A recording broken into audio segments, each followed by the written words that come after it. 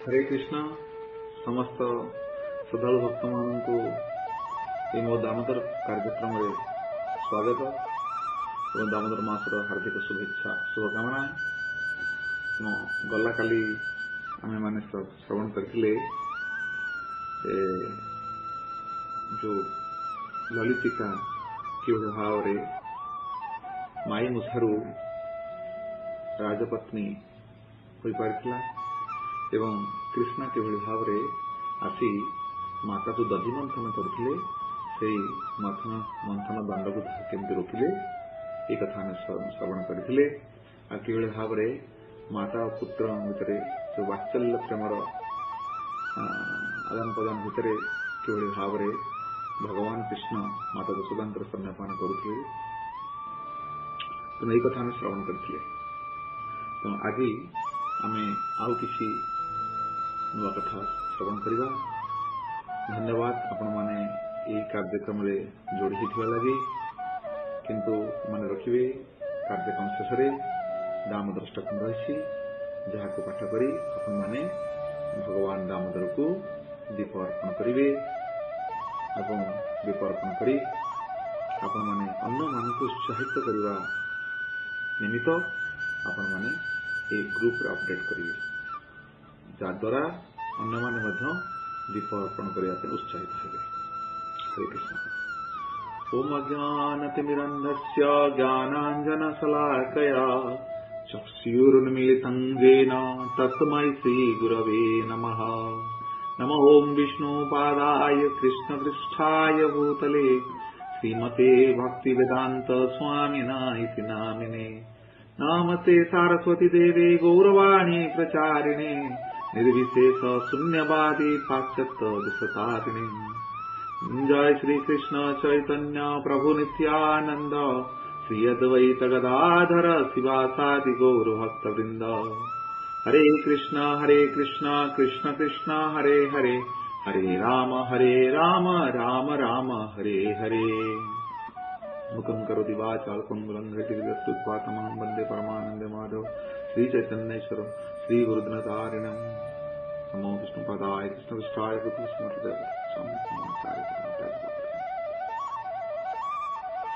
हरे कृष्ण। तो गतकाली आम जो आलोचना करुले यशोदा माता एवं कृष्ण मध्य दिव्य प्रतियोगिता चलता जहाद्वारा कि माता यशोदांकर माता यशोदांकर स्तनरू अनिवार्य दुग्ध बाहरी जाउथिला एवं भगवान मते पान करी संतुष्ट होनथिले। एभली जो प्रकार दिव्य प्रतियोगिता चलुथिला ता भितरे माता यशोदा भूली जाइथिले समयर ज्ञान। तो समय ज्ञान रही नथिला एवं जो रसोई रे बसैथिले क्षीर गरम करुथिले से क्षीर उतरिया लगी। तेणु यही कथा आम श्रवण करते आज आम आउ किसी अधिक श्रवण करवा।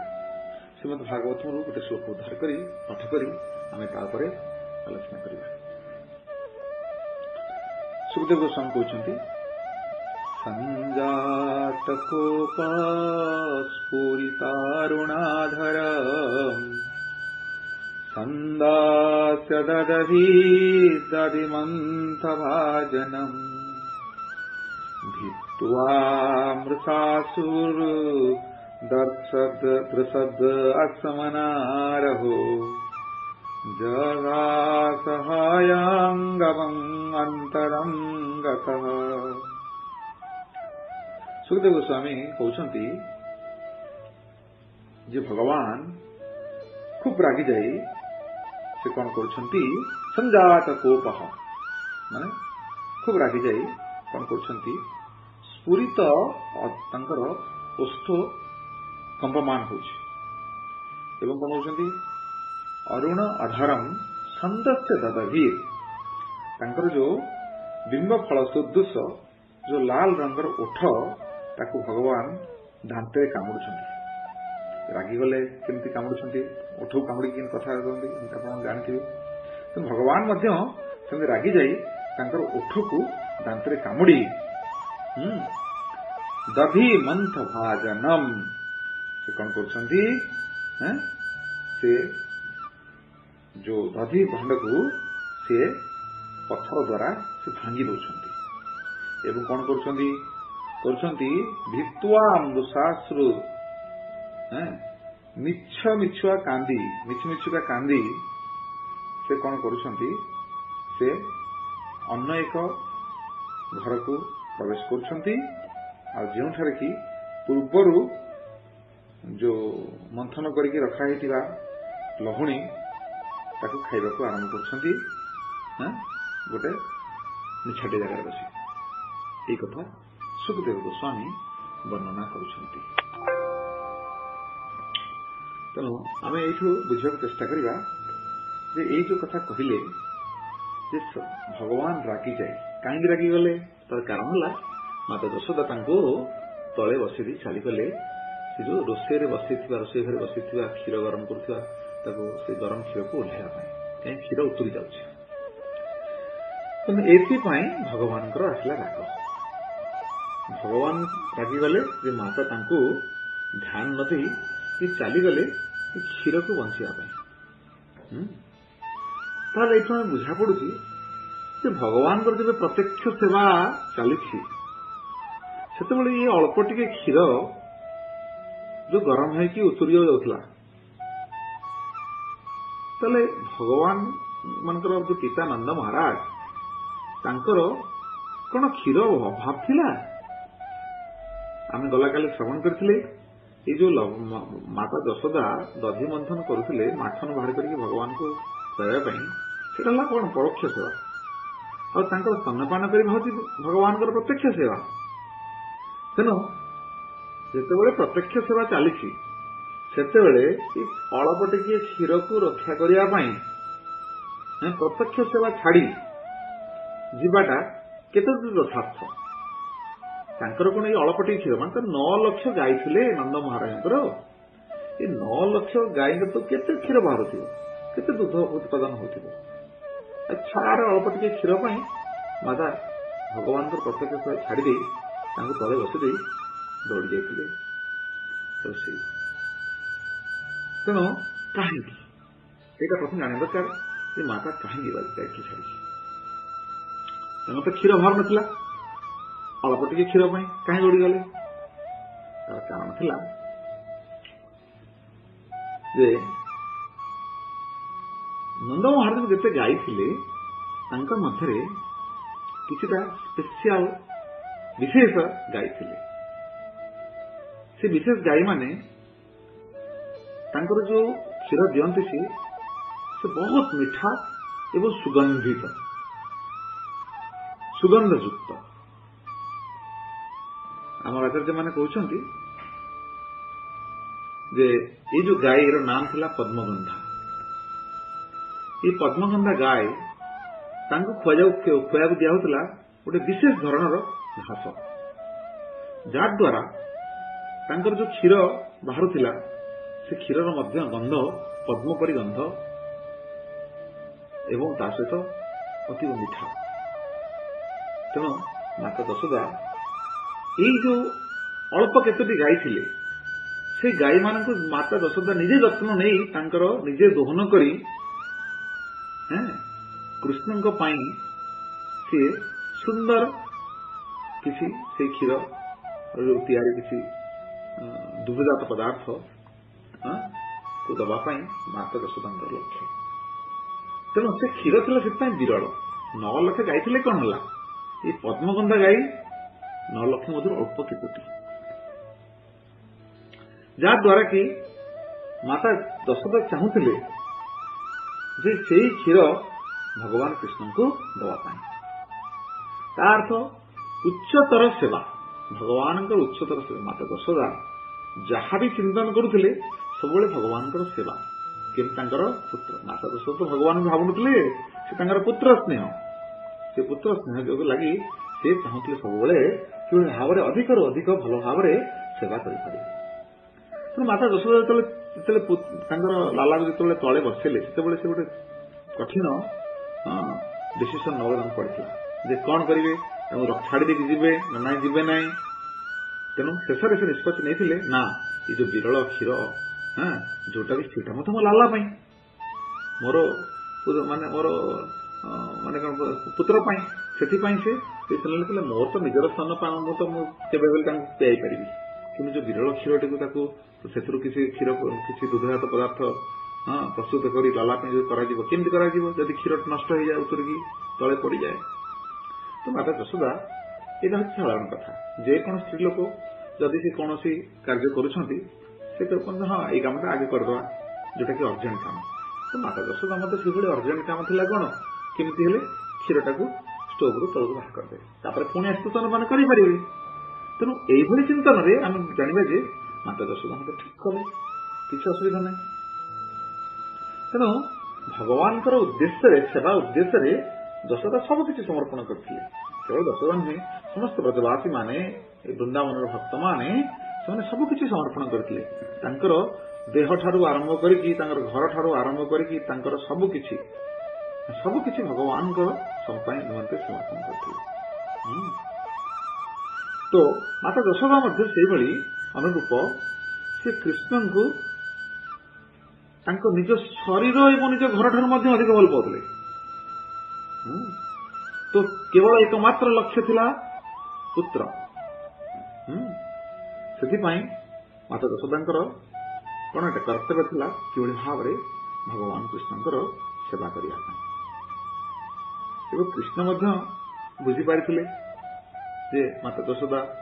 ଯାହା ବି କରୁଛନ୍ତି ତାଙ୍କର ବାତ୍ସଲ୍ୟ ପ୍ରେମର ପ୍ରୀତି ବିଧାନ ନିମିତ୍ତ, ଯୋଉ ବାତ୍ସଲ୍ୟ ପ୍ରେମର ଆସ୍ୱାଦନର ପ୍ରୀତି ବିଧାନ ନିମିତ୍ତ ଯାହାବି ମାତା ଯଶୋଦା କେବେ ଗାଳି ଦଉଥିଲେ କି ଯାହା କରୁଥିଲେ ତାକୁ ଭଗବାନ ସେଥିପାଇଁ ଆନନ୍ଦରେ ଗ୍ରହଣ କରୁଥିଲେ, କାରଣ ସେଥିରେ ମଧ୍ୟ ବାତ୍ସଲ୍ୟ ପ୍ରେମ ବୃଦ୍ଧି ହଉଛି। ଏଇଭଳି ଭାବରେ ତେଣୁ ଏଥିରେ କୁହାଯାଉଛି, ଭଗବାନ ଯଦି ସୁଖଦେବ ଗୋସ୍ୱାମୀ ବର୍ଣ୍ଣନା କରୁଛନ୍ତି, ସେ ମିଛୁ ମିଛୁ କାନ୍ଦି ରାଗି ଯାଇ ତାପରେ ତାଙ୍କ ଓଠକୁ ଲାଲ ଓଠକୁ ଦାନ୍ତରେ କାମୁଡି, ତେଣୁ ସେ ଯୋଉ ଦଧି ମନ୍ଥନ କରୁଥିଲେ ଯୋଉ ଭାଣ୍ଡ, ତାକୁ ପଥରରେ ଦେଇ ଭାଙ୍ଗି, ତେଣୁ ଏତେ ସବୁ କାର୍ଯ୍ୟ କରି ଚାଲିଗଲେ ଅନ୍ୟତ୍ର ଅନ୍ୟ ଗୋଟେ ଘରକୁ, ଯୋଉଠି ଯାଇ ସେଠି ଯୋଉ ଆଗରୁ ତିଆରି ହେଇଥିବା ଲହୁଣୀ ତାକୁ ଖାଇବାକୁ ଆରମ୍ଭ କଲେ। ତେଣୁ ମହାରାଜାଙ୍କର ମୁଖରେ ଶ୍ରବଣ କରିଥିଲି, ମହାରାଜ କହୁଥିଲେ ଯେ ଭଗବାନ କୃଷ୍ଣ ସେ ରାଗିଗଲେ, କହିଲେ ମା ମତେ ଛାଡି ଦେଇ ଚାଲିଗଲା, ତାହେଲେ ତାକୁ ଗୋଟେ ପାନ ଶିଖେଇବି। ମା କଣ ପାନ ଶିଖେଇବି? ସେ ଯୋଉ ମୋ ପାଇଁ ଲହୁଣୀ ତିଆରି କରୁଛି, ଏତେ ଲହୁଣୀ ଖାଇବି ଯେମିତି ପେଟ ଖରାପ ହବ ଆଉ ମତେ ମଥୁରା ନେଇକି ଯିବାକୁ ପଡିବ, ସେ ଆଉ ଦିନ ଛାଡିକି ଯିବା। ତେଣୁ ସେଇଟା ଭଗବାନଙ୍କ ମାଙ୍କ ସେଥିରେ ଏଇ ଯୋଉ ବାତ୍ସଲ୍ୟ ପ୍ରେମର ଲୀଳା କରିବା ପାଇଁ ଏଭଳି ପ୍ରକାର ଚିନ୍ତାଧାରା। ତାପରେ ଯାହା ନା କାହିଁକି ଏଇଠି କୁହାଯାଉଛି, ସୁଖଦେବ ଗୋସ୍ୱାମୀ କହୁଛନ୍ତି ଯେ ସେ ମିଛୁ ମିଛୁ କାନ୍ଦୁଥିଲେ, ପ୍ରକୃତ କାନ୍ଦ ନୁହଁ। ଭଗବାନ କଣ ଭଗବାନ କଣ ପ୍ରକୃତ କାନ୍ଦୁଥିଲେ ନା କଣ? ନା, ଭଗବାନ ମାଙ୍କର ସ୍ନେହଟାକୁ ପାଇବା ପାଇଁ ସେ ଚାହୁଁଥିଲେ ଯେ ମା ମତେ କେବଳ ମୋର ପାଇଁ ଆଟେନସନ ଦିଅନ୍ତୁ, ଅନ୍ୟ କିଛି ଦେଖନ୍ତୁନି, ଭଗବାନ ଏଇଟା ଚାହୁଁଥିଲେ। ତେଣୁ ଏଭଳି ପରିପ୍ରେକ୍ଷୀରେ ଆମର ଆଚାର୍ଯ୍ୟ ମାନେ, ଏଇ ଗୌଡୀୟ ସମ୍ପ୍ରଦାୟର ଆଚାର୍ଯ୍ୟ ମାନେ ଗୋଟେ ସୁନ୍ଦର ଉଦାହରଣ ଦିଅନ୍ତି ଯେ ଆଜିକାର ଯୋଉ ଚର୍ଚ୍ଚା ଆଜି ଆମେ କରିବାକୁ ଯିବା, ଏଥିରେ ଭଗବାନ ଅଭକ୍ତଙ୍କ ଠାରୁ, ଆସୁରୀ ଭାବ ସମ୍ପନ୍ନ ଲୋକମାନଙ୍କ ଠାରୁ ଆନନ୍ଦ ପାଆନ୍ତି, ଏବଂ ଏପଟେ ଭଗବାନ ଯୋଉ ମାତା ଯଶୋଦା ସେ ଉଚ୍ଚ କୋଟିର ଭକ୍ତ, ତାଙ୍କ ପ୍ରତି ଭଗବାନ ରାଗି ଯାଉଛନ୍ତି, କ୍ରୋଧ କରୁଛନ୍ତି। ଏଇଟା କିଭଳି ସମ୍ଭବ? ଆସୁରୀ ଭାବ ସମ୍ପନ୍ନ ଅଭକ୍ତ ମାନଙ୍କ ଉପରେ, ଅଭକ୍ତ ମାନଙ୍କ ସହିତ ଭଗବାନ ଆନନ୍ଦ ପାଉଛନ୍ତି ଏବଂ ଭକ୍ତଙ୍କ ଉପରେ କ୍ରୋଧ କରୁଛନ୍ତି। ତେଣୁ ଏଇଟା ଶୁଣିଲେ ଟିକେ ଅଡୁଆ ଲାଗେ। ତେଣୁ ଆପଣମାନେ ଶ୍ରବଣ କରନ୍ତୁ ଧ୍ୟାନ ପୂର୍ବକ ଯେ କିଭଳି ଭାବରେ ମାତା ଯଶୋଦାଙ୍କ ଉପରେ ଭଗବାନ ରାଗିଥିଲେ। ଏବଂ ଆମର ଆଚାର୍ଯ୍ୟ ମାନେ ଏଇଟା ଦେଇଛନ୍ତି, ଗୋଟେ ତୁଳନାତ୍ମକ ଚିତ୍ର ଦେଇଛନ୍ତି ଯେ ଯେତେବେଳେ କଂସ भगवान को नहीं अपूर्व पठेगी भगवान को रामकृष्ण को नहीं थे मुस्तिक और चाणुर जो मल्ल युद्ध भगवान सहित करुले से मुस्तिक चाणुर से माने कौन जो मारुले माने कौन भगवान को जो मल्ल युद्ध माने मरामरी मारुले भगवान बहुत आनंद पाते ये कथा वर्णना है शास्त्र में भगवान को जो रेसलिंग करवा माने जो मल्ल युद्ध कुश्ती भगवान को बहुत आनंद पाते किंतु माने से माने भगवान मारुले भगवान आनंद पाते एपटे माता यशोदा भगवान चिंता करी स्पेशल मिल्क पद्मगंधा गायर क्षीर को केवल कहीं नष्ट हो माता यशोदा बंचिया जाकि भगवान उच्चतर सेवार लक्ष्य गले आ भगवान माता यशोदा रागी गले ताले कौन प्रश्न उठुची माता यशोदा भक्त ना नाई ये जो मुस्तिक चाणुर एम भक्त जदि माता यशोदा भक्त ताले से भगवान को कहीं कृत्य करेले तो नहीं पड़ा अनेक सब प्रश्न आचार्य माने तार उत्तर मध्य दौरान से भगवान सबुबले आनंद परमानंद आनंद ब्रह्म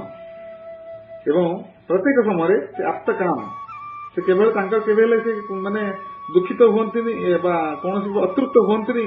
कौन से दुख अनुभव करती नहीं सबुबले संतुष्टि आनंदमय भाषा परम ब्रह्म भगवान तेणु से सबुबले परमानंद सबुबले आनंद रुहंती आनंद जार उत्स जहां आनंद आसुची पाखे निरानंद बा ये सब दुखर प्रश्न कौटी आसुची अन्य एक कहानी घटी जो समुद्र मंथन समय मंदर पर्वत को धरी से बासुकी नाग द्वारा बासुकी नाग को दौड़ी प्रति व्यवहार कर मंथन करुले से मंथन कर भूलु ना समय भगवान पिठी कुंडे होता तुम भगवान पिठी कुंडेवा को लाघव करने कच्छप रूप धरी आसी तले से जमी मंदर पर्वत भल भाव भूल से तले आसिक मंदर पर्वत तले माने रहिले एवं पिठी उपरे मंदर पर्वत को धारण कर समुद्र मंथन आरंभ होता देखो भगवान को पिठी कुंडे हवा को ये समुद्र मंथन ये आनंद देला भगवान जो मल्ल युद्ध करते कुस्ती करते से मुस्टिक चाणुर जो मारुले पंचिंग करते भगवान को आनंद अनुभव करते किंतु एपटे माता यशोदा भगवान सेवा करने चाहते आ भगवान क्रोधित होती द्वंद्वात्मक भाव तेणु कथा हूँ आचार्य मैंने पुणी वर्णना कर मुस्तिक चाणुर जो भगवान सहित युद्ध करुले कि भाव युद्ध करुले चेतना कौन थी सेवा उद्देश्य ना भगवान को क्षति करने उद्देश्य मारिबा उद्देश्य किंतु माता यशोदा भगवान को छाड़ी चलीगले ए कौन माता यशोदा कि भाव चेतना कौन थी मुस्तिक चाणुर प्रतिकूल भाव एवं माता यशोदा अनुकूल भाव सेवा अनुकूल भाव से मुस्तिक चाणुर से भगवान सेवा करना चाहूले भगवान को मारिया चाहते प्रतिकूल भाव शत्रुता भाव ये माता यशोदा तो शत्रुता भाव नथिले माता यशोदा चाहूले कि भाव में भगवान अधिक अधिक सेवा करेंगे अनुकूल भाव से भक्ति रसामृत सिंधु कही आनुकूल्यन कृष्णानुशीलनम भक्ति उत्तम तो कृष्ण के सेवा जो अनुकूल से उत्तम भक्ति तेणु भगवान जे कहीं रागिले जदि अनुकूल भक्ति अनुकूल सेवा करू सेवा अनुकूल माता यशोदा भगवान छाड़ी चलीगले भगवान कृष्ण रागिले कहीं आचार्य मैंने कहती जे भगवान रागिले कौन रागिले कि भगवान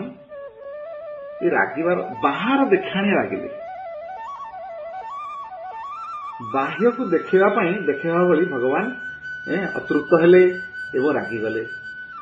किंतु भगवान अंतर रे कौन अच्छी अंतर अच्छी जो वात्सल्य प्रेम को आस्वादन करवा माता सहित लीला कर कारण है ये वात्सल्य प्रेम को पूर्ण रूपे आस्वादन करवा वात्सल्य प्रेम कौन हुए जमी माँ माने जिते पिला माने किसी भूल काम करती किसी शिक्षा दिखती किसी रागती क्रोधित हुए जदि सेटा नहला तो भगवान को माता यशोदा जी भगवान भाव था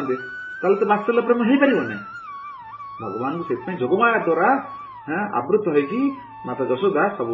पुत्र भावुले से भगवान भाव नी जदि भगवान को भगवान भाविबा ताले ये जो वात्सल्य प्रेम एटा प्रकट होबनी से जोगमाया द्वारा यशोदा थे आवृत समावृत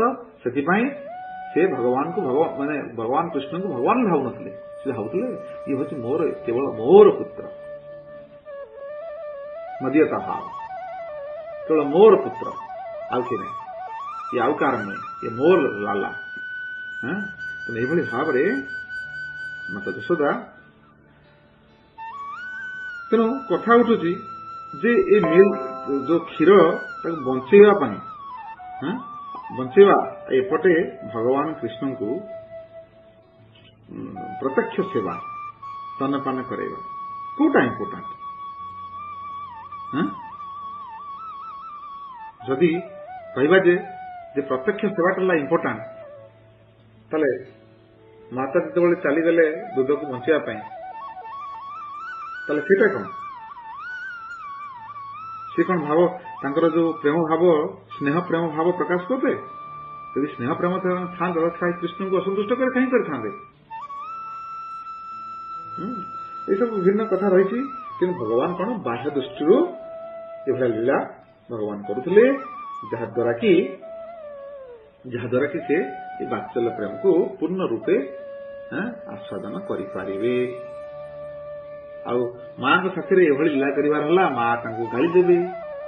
जहाद्वारा कि जो पूर्ण रूपे जो भाव में वात्सल्य प्रेम आम देखिपे मनुष्य जगत जमी हो भगवान पूर्ण रूपे प्रत्येक प्रकार लीलार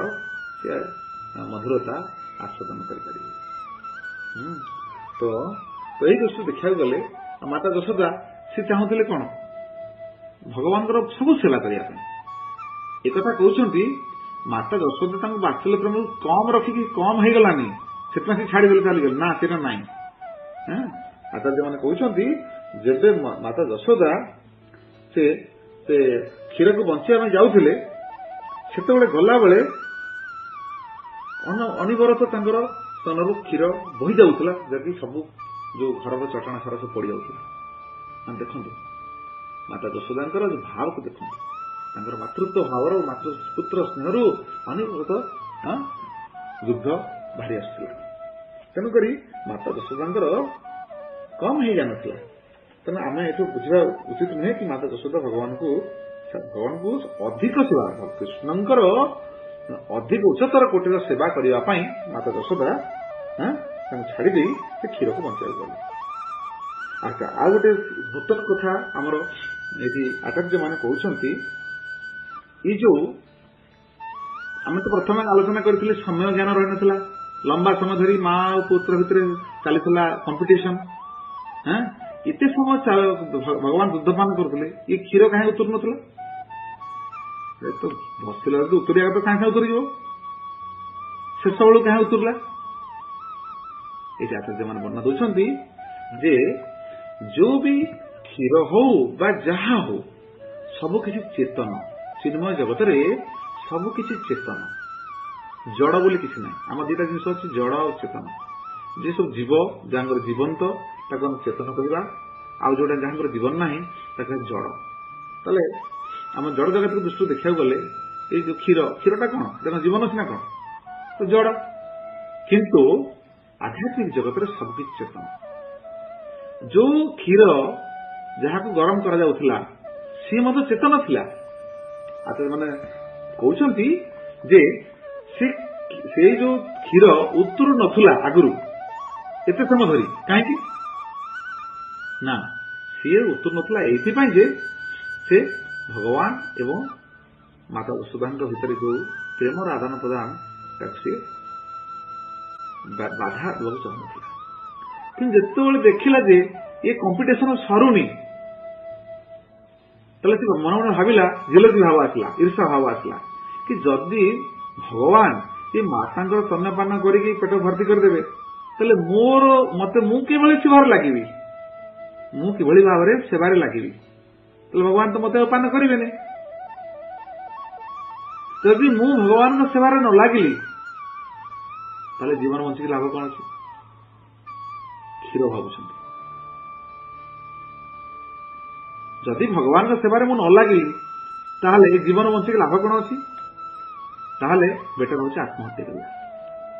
निआरे पड़ी आत्महत्या करवा यही सब कथा भाभी भाभी भाभी शेष एत समय धरी चलता कंपिटिशन आगुरी उतरु नाला उतरे आरंभ कर मनोभाव रखी जदि मु भगवान सेवार न लगे भगवान यदि माता ठारू पूर्ण स्तनपान करके पूरा पेट भरी ने ताले मु सेवार लगी पारि कौन लाभ अच्छी बंची बेटर हूँ कौन निआरे पड़ी आत्महत्या करवा ये भाव नहीं कि दुग्ध आ कहीं भाव कहीं आम आचार्य मैंने कहते जितेबले माता यशोदा दौड़ी पलैले रसोई की बचाई से जो उतुला क्षीर सी पुणी उतरिया बंद होगा तार तो कहीं यही उतरिया बंद होगा कहीं आम जड़ा जाग जदि क्षीरटा चेतन ही ना जेको क्षीर आप स्टोव रे बसैले से निश्चय उतुर अधिक गरम हेले उतुर माता यशोदा ओह्लैया गले से ऑटोमेटिक कमीगला कहीं आचार्य मैंने कहते ये जो क्षीर जो गरम होता से लज्जा पाइला अरे हाय हाय हाय हाय मुझे कुलांगार कि जे माता यशोदा एवं भगवान मध्य जो चलीथिला भावर विनिमय चलीथिला बात्सल्य भावर विनिमय चलता मुझे व्याघात कली व्याघात कली तो से जो उतरिया बंद हो गला से कहला मु तो बड़ अपराधी अपराध करी भाव में माता यशोदा पहुंचले से आपण मान प्रश्न आसो जे इमिति केमती क्षीर के भाग पार प्रभुपाद प्रसंग रे कहानी कहते जे चिन्मय जगत रे आध्यात्मिक जगत रे सबकि चेतन अचेतन बोली किसी ना सबकि चेतन प्रभुपाद कहानी कहती जे माता यशोदा जब रोषई करती मतलब अन्न रोषई करती माँ मैंने साधारणतः कौन गोटे काम करना एक साथ 3-4टा काम कर जेभली माता यशोदा रोषे क्षीर गरम कर बसैले एपटे दधि मंथन करेंगे एपटे पिला को स्तनपान कले करोले माने विभिन्न प्रकार काम एक साथ 5टा काम करते माँ मैंने तेणुक यशोदा माता से रोषे करुले अन्न बसई देखिए आसिकी बाहर अन्न अगणारे कौन काम करुले से अगणा थे पचारती ए अन्न तू राजी हो ना नाई उत्तर दे से अन्न कहती हाँ मुझे रांधि हो सारे मुझे रेडी हो गली ना रेडी है से तुम रेडी हो गला तो माता जाकर ओह्लई दे देखो अर्थ एक प्रमाणित हो चिन्मय जगत रे आध्यात्मिक जगत रे किछि जड़ ना सबकि चेतन समस्ते जीवंत समस्ते मध्य कथा कही पारती तो जदि ये हूँ प्रासंगिक ये जो जदि आध्यात्मिक जगत सबकि चेतन ताले क्षीर जो आत्महत्या करवा ये भी प्रासंगिक दीटा कथा आगुरी कहीं उतुर नथिले शेष बेल उतुरले उतरिया चेष्टा कले जो माता पहुंची गले से पुणी लज्जा पाई दबी गले तो जना पड़ी सबकि आध्यात्मिक जगत रे सबकि चेतन जड़र प्रश्न ना तो कथा उठुची यदि भगवान परम ब्रह्म पाखे राग कहीं आसला ए क्रोध कहीं कले कहीं किसी अतृप्त हेले आम जानले बाह्य रूप से तेना सब विषय आपण मैंने एमती आम सहित जोड़ी हूँ आम आगामी काली चर्चा करवा किभली भाव से भगवान ताकू माने क्रोध आसिला ଏବଂ ଭଗବାନ କ୍ରୋଧ ଆସିଲା ପରେ ସେ ଆଉ ସେପଟ ଘରକୁ ଯାଇକି ଅନ୍ୟ ଘରକୁ ଯାଇକି ଯେତେବେଳେ ଭଗବାନ ଗଲେ ସେତେବେଳେ ମାତା ଯଶୋଦା ଏ କ୍ଷୀରକୁ ଓହ୍ଲେଇକି ଯେତେବେଳେ ଫେରନ୍ତି କଣ କହୁଛନ୍ତି ସୁଖଦେବ ଗୋସ୍ୱାମୀ ଉତାର୍ଯ୍ୟ ଗୋପୀ ସୁଶ୍ରୁତଂ ପୟ ପୁନଃ ପ୍ରବିଶ୍ୟ ସଂଦୃଶ୍ୟ ଚ ଦଧ୍ୟମାର୍ତକମ୍ ଅମତ୍ରକମ୍ भग्नं विलोक्य स्वश्रुतसुतस्य कर्म जहासतं चापि न तत्र पश्यति। ଯେତେବେଳେ ମାତା କ୍ଷୀରକୁ ଓହ୍ଲେଇକି ଆସିଛନ୍ତି ସେ ଦେଖୁଛନ୍ତି କଣ ଦେଖୁଛନ୍ତି ଏ ଦଧି ଭଙ୍ଗା ହେଇକି ପଡିଛି ଚାର ସବୁଆଡେ ଦଧି ମାନେ ପୁରା ଦହି ପୁରା ସବୁଆଡେ ବିଛି ଦେଇକି ପଡିଛି କିନ୍ତୁ ସେଠାରେ କୃଷ୍ଣ ନାହାନ୍ତି। ତାପରେ କାହିଁକି କ୍ରୋଧ ଆସୁଛି କ୍ରୋଧ କୋଉଠି ପାଇଁ ଆସୁଛି କ୍ରୋଧ କିଭଳି ଭାବରେ ଜାତ ହୁଏ ଆଉ ଭଗବାନ କ୍ରୋଧିତ ହେଇକି ଏଭଳି କର୍ମ କେମିତି କାହିଁକି କଲେ ଆଉ ମାତା ଆସିକି କଣ ଦେଖୁଛନ୍ତି ତାପରେ ମାତା କଣ କରୁଛନ୍ତି ଆପଣ ମାନେ ପୁଣି ଯୋଡି ହୁଅନ୍ତୁ ଆଗାମୀ କାଲି ଆମେ ତାକୁ ଶ୍ରବଣ କରିବା। ତ ଆଜି ପାଇଁ ଏତିକିରେ ଆମେ ଆମ କଥାକୁ ବିଶ୍ରାମ ଦଉଛୁ।